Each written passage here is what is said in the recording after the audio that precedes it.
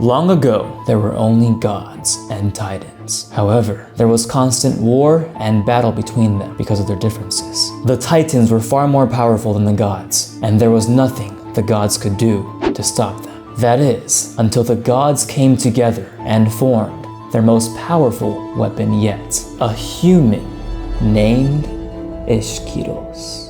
Hello, ladies and gentlemen, and welcome to the first episode of Stories with Ian, a series where I'll be taking you into the depths of my mind and sharing my crazy ideas with you all, just as I did in my skits and POVs, which you can find or have already seen in my YouTube shorts. But here, in this long format YouTube video series, you'll be able to watch me or listen to me while doing other stuff, tell in-depth stories that I've never shared before, that have been fleshed out in multiple pages. That could even become a movie someday. I'm not kidding. And now, before we get back to it, be sure to hit like and subscribe, especially since we're 10 million subscribers strong now. Thank you guys so much.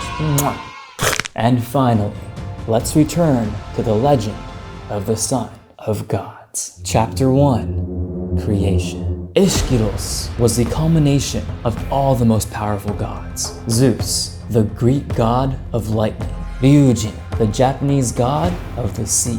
Kama, the Indian god of love. Tyr, the Norse god of war. Turigan, the Chinese god of nature.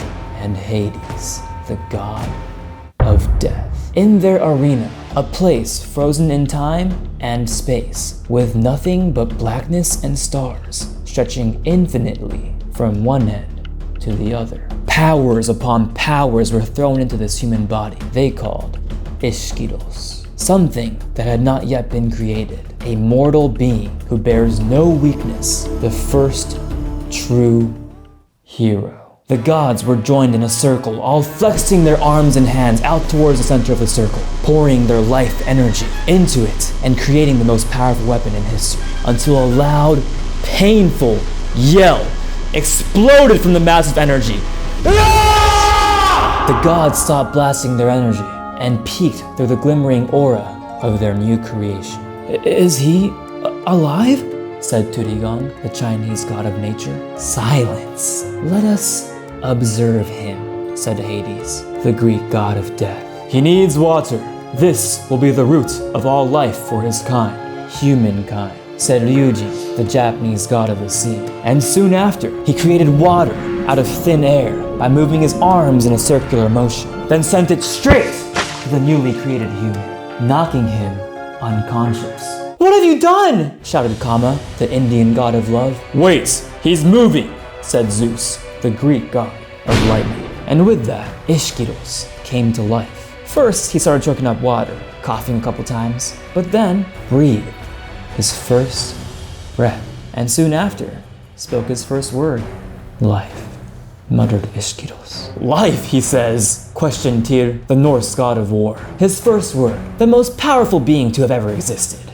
And his first word is life. Silence, yells Ishkiros, as he blasts an energy beam straight through Tyr's heart. And to his surprise, Tyr is still standing, his expression becoming angrier and angrier, until he jumps straight towards Ishkiros and grabs him by the neck. And mind you, Tyr is 10 feet taller than Ishkiros. Look here, son, I created you. Without me, you'd be nothing. So you better show some respect to your Ishkiros cares nothing of this nonsense. He soon realizes he has his own gravitational force, then grabs Tyr by the neck, slams him on the ground, and holds him there. Would anyone else like to challenge me? Says Ishkiros, with a straight face. Actually, we'd like to apologize for Tyr's behavior. He's a bit war-driven, as you can tell, says Ryujin. And he's not the only one who created you. It was actually all of us. See, we're what you call gods, and we oversee and have the ability to control different elements of life, something you know very well. We combined all of our life energy to create you, giving you a bit of each of our powers. Well, more than just a bit. But it's up to you to see how far you can test your newfound abilities. You've already defeated Tyr flawlessly. I can still hear you, mutters Tyr, and soon after gets thrown by Ishkiros back to where he was. Ow! Control your temper, kid! cowers Tyr. Ryujin rolls his eyes and focuses back on Ishikiros. We want you to test your abilities by fighting the Titans, ruthless beings that want nothing but to destroy our planets and feed on them. If you can complete this task, we will congratulate you with a planet of your own. Tudigong, the god of nature, has a lot of experience doing that. You sure bet I do, says Tudigong happily. We could even create a companion, an equal, for you to live with and create a family on the planet. We'll call it... That's enough, Tudigong. We must see if he can complete this task before doing so, authoritates Zeus. Very well then, says Ishikiros, understandingly. Surprised, Ryujin says, great. Well then, here are some things you need to know about the Titans. There, Ishikiros pays no mind to his creators and opens a portal beneath his feet, using his powers from Tudigong to sense where the life forces of the Titans were. Oh, Tudigong. Then with no hesitation, slips through the portal and closes it shut right behind him.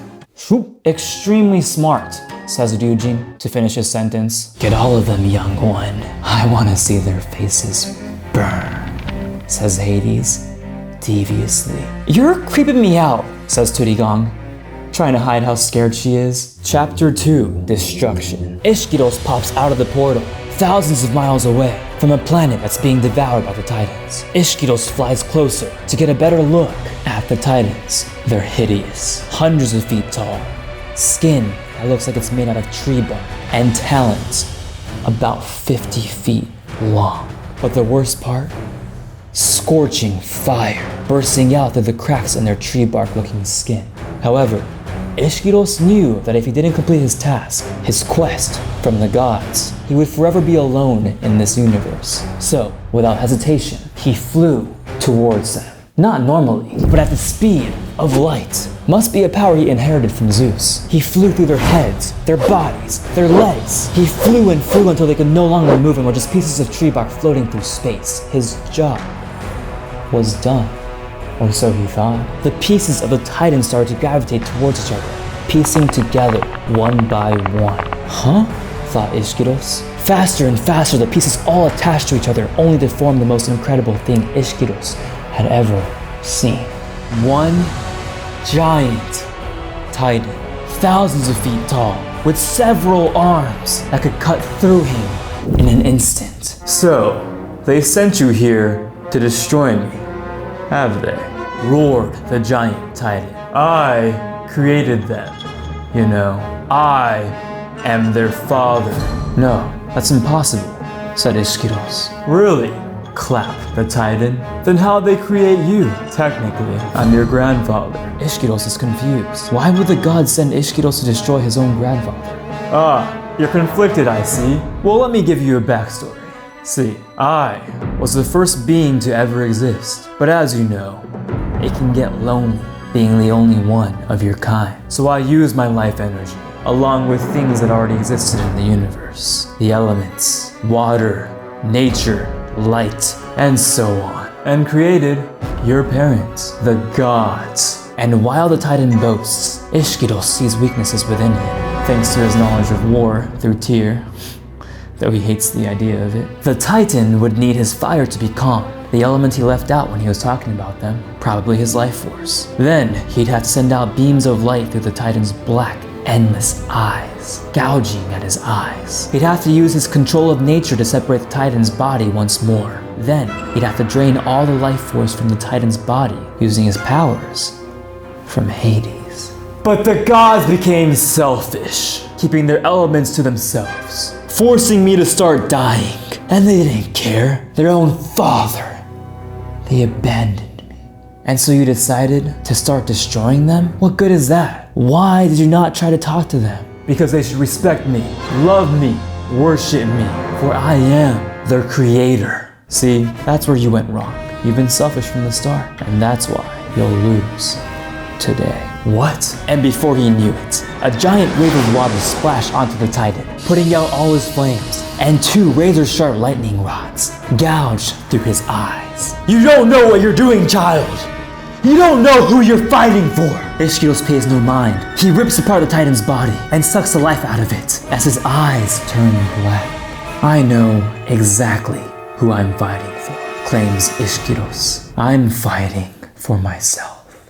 So, what'd you think? Let me know in the comments. And also let me know if you want a part 2. Based on what Liu Jin said, I don't think the Titan died yet. Plus, will Ishkiros get his own planet? The one that we're all... no spoilers. And follow me on Instagram at Boggs with a Z to stay updated with all my future projects. I actually have a show coming out soon, so who knows if these stories that I'm telling you guys right now might come to life someday. Anyways, writing this story was a lot of fun, and I hope to make more videos like this. So if you enjoyed it, please share it with someone you think would enjoy it too. That way we can keep growing our community and even make fan predictions of this stuff. Of the Boggs cinematic universe. Let me know what you think is gonna happen based on this story. And subscribe so you can be the first to see and hear the next story next week. But for now, watch my last video right here if you haven't already. And as always, I love you. You can finish the heart on this side with me. Stay beautiful, and I'll see you next time. Peace.